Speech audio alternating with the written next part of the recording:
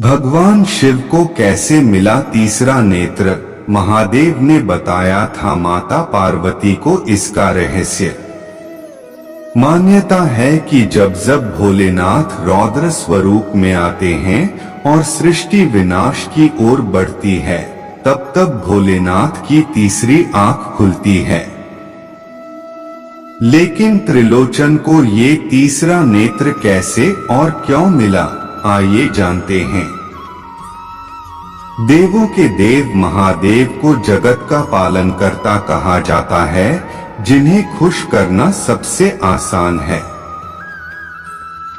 जो भी भक्त भोलेनाथ की सच्चे दिल से आराधना करता है, शिव शंकर उसी के हो जाते हैं। महादेव दयालु हैं, करुणा से भरे हैं। लेकिन भोलेनाथ एक और रूप भी है।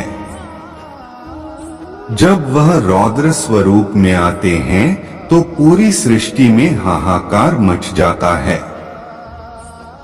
उनके इसी स्वरूप के चलते उन्हें रुद्र के नाम से भी जाना जाता है।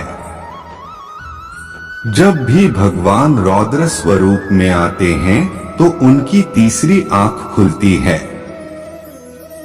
लेकिन क्या आपको इस तीसरी आंख का रहस्य पता है?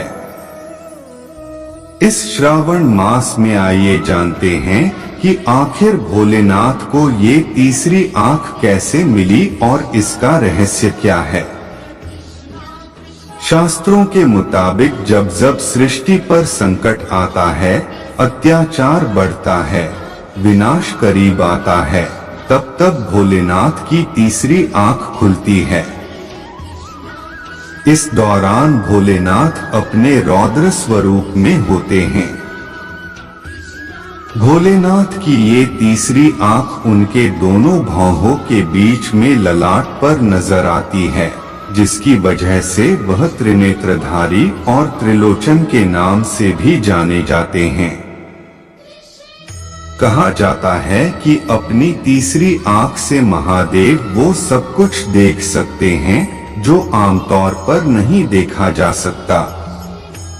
महादेव का तीसरा नेत्र क्या देता है संकेत? उनके तीनों नेत्रों में भूतकाल, वर्तमान और भविष्य समाया हुआ है। मान्यताओं के मुताबिक ये तीन नेत्र स्वर्गलोक, मृत्युलोक और पाताल लोक भी दर्शाते हैं। महादेव की तीसरी आंख एक खास संकेत भी देती है।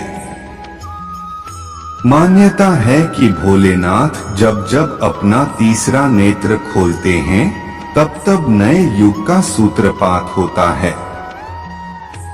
आइए जानते हैं महादेव को तीसरी आंख कैसे मिली और सबसे पहले उन्होंने इसे कब खोला था। कैसे मिली महादेव को तीसरी आंख? मान्यताओं के मुताबिक भगवान शिव हिमालय पर्वत पर एक सभा का आयोजन कर रहे थे।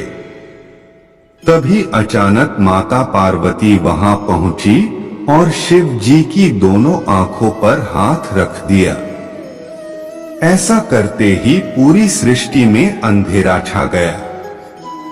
सूर्य की रोशनी खत्म हो गई और चारों ओर हाहाकार मच गया।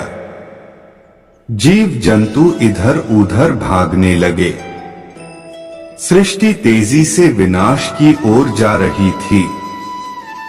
धरती के पालनकर्ता भोलेनाथ ये दशा देखी नहीं गई और उनके ललाट पर ज्योतिपुंज प्रकट हुआ। इस ज्योतिपुंज के खुलते ही पूरी धरती में फिर से रोशनी हो गई और सब कुछ पहले की तरह सामान्य हो गया। इसी ज्योतिपुंज को महादेव की तीसरा नेत्र कहा गया।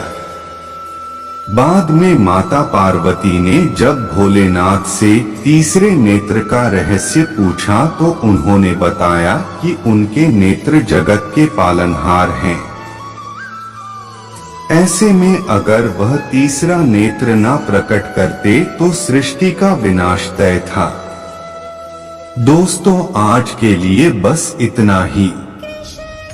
मिलते हैं अगले वीडियो में। जय श्री कृष्ण।